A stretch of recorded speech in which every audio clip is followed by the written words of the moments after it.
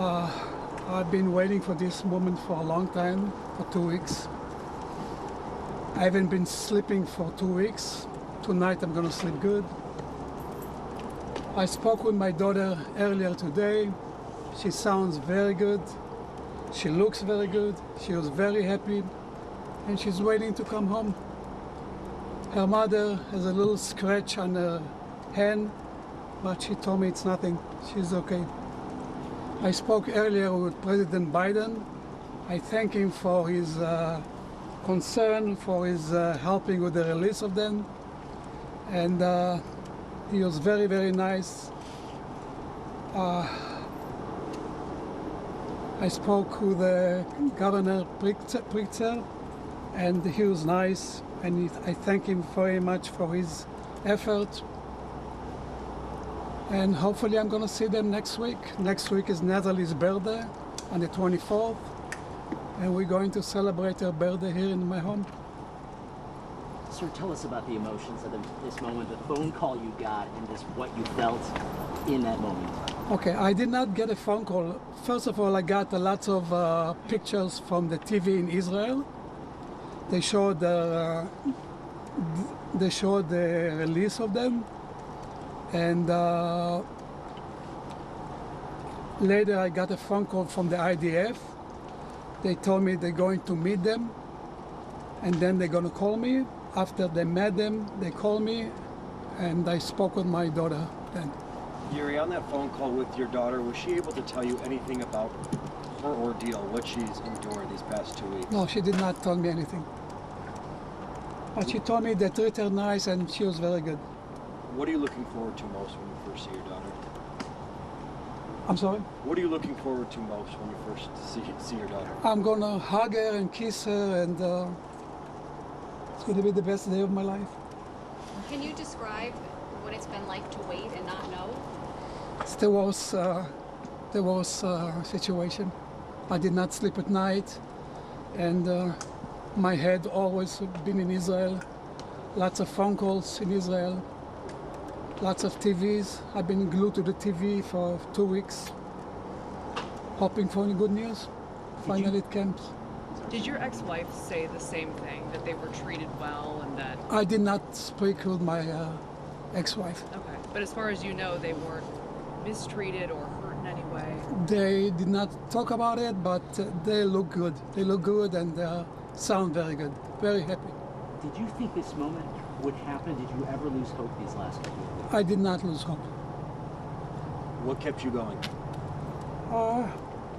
Praying and just waiting for this moment.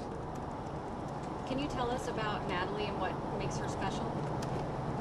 She's an 18 years old teenager, typical American teenager, care about her nails, about her hair, about her fashion, but she sounds very, very, very good. What now from here, as far as you understand it? What is the process to get her back to the U.S.? I think just to get a ticket and fly back. And we're thinking next week, early next week? Or I'm not sure yet. I have to talk with Natalie, but I believe next week, early next week. So they will fly here, you won't go? They'll fly here and I'll meet them here in the airport. Sir, just more on the emotions of this moment. I mean, when you realize this was happening, my daughter is fine, my ex-wife is fine, they are free, what was in your heart? Big relief, big relief. I thank God, and I hope for the release of the other hostages. What was the first thing you said to your daughter? I told her I love you, I miss you very much. And I spoke to her for a minute or two, but it was very, very emotional. What did you and the president talk about? What did he say? I just thank him for his effort. He told me he knows how I feel. He's working on the release of other hostages, American hostages. And that's it. You have a message for the families of the other hostages, people unaccounted for. I say pray and hope for good. How does it feel knowing that there were first I'm sorry, I can't hear. How does it feel knowing that they were the first two to be released? Was the best feeling. Was the best feeling. Can you introduce us to these lovely ladies behind you? My wife, Paola, my sister, Sigal, and my stepdaughter, Frida. Did any of you want to speak? Sigal, you had, yeah, absolutely. I'm so happy you're A little coming. closer, please. I'm so happy you're finally coming home. We've all missed you so much and hoped you were alive and safe. And we know you're so brave and strong. And that's how you and your mom made it through this. Can you tell us your full name? Yeah, can you spell your name first name? Frida, Frida, Alonso. And how old are you? 19. Paola, you want to say something? I don't know, I love Natalie so much. I have faith in the world, I have faith in peace, and I want to thank everybody who was involved in bringing them back safe. I cannot express how happy we are. I think it's the best day of our lives. Yeah. Sigal? Natalie and Judith, we love you so much, and we couldn't wait to see you here. We're going to see you hopefully next week, and we're going to celebrate. We're going to have a big party, and we're going to hug you and kiss you.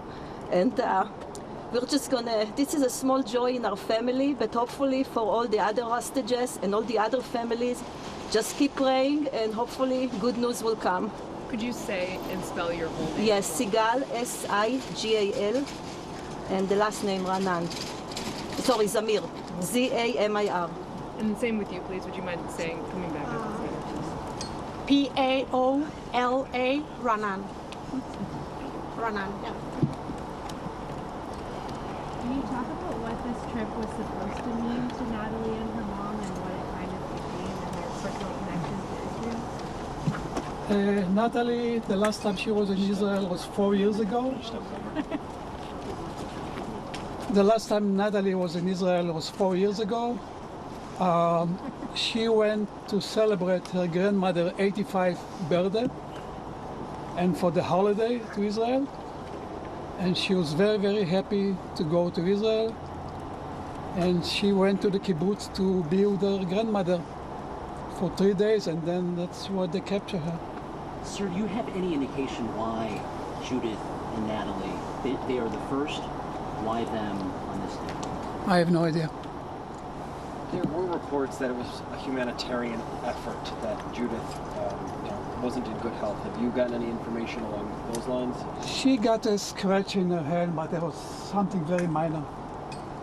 So nothing to those No, that you no. are aware of? No. Have you had those moments where you think, like, how, to some degree, lucky that must feel? Like, sort of, why me, when there are so many other families who would give anything? I think it's just a matter of luck. I have no idea. Have they been reunited with any family there or just with the IDF and in their hands? Just with the IDF. Do you know if they were kept together when they were? I think so. I'm not positive. Have you been in touch with other hostages' families? I've been in touch with one grandmother that her son is held captured there. She lives close by, and we've been talking for a couple of times. And be praying for the returns. Sir, do you know where they are right now? Are they at the U.S. Embassy or are they with the Israelis? They are with Israelis. Yes. What message would you send to another hostage's family? Just to keep praying and hope for the best. Do you know where Natalie and her mom are now? No, I do not know. Do you have other family in Israel and are they currently safe? I have other family in Israel. I have 2 sisters and cousins, and I do have other families.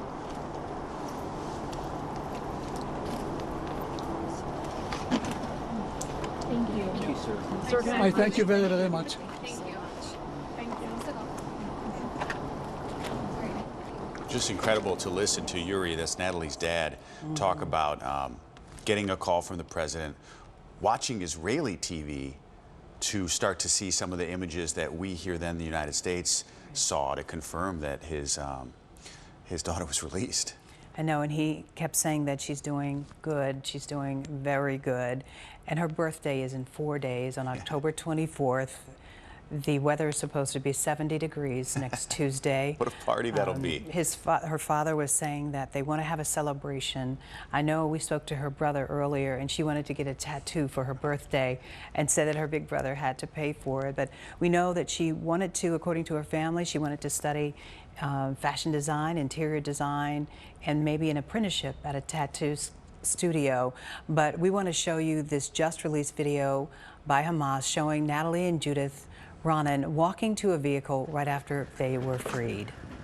You can get updates anytime here as we continue to cover this. You heard some of the questions by reporters. Our Eric Hong is there talking to Yuri and their family, who he said just didn't sleep, hadn't slept at night. No. Talked to his daughter for just a few minutes, talked to President Biden. Cheryl, I thought it was interesting that he said the president told him that he's also working to get more hostages free, a continuous effort, and he told other families who were in his position just to pray.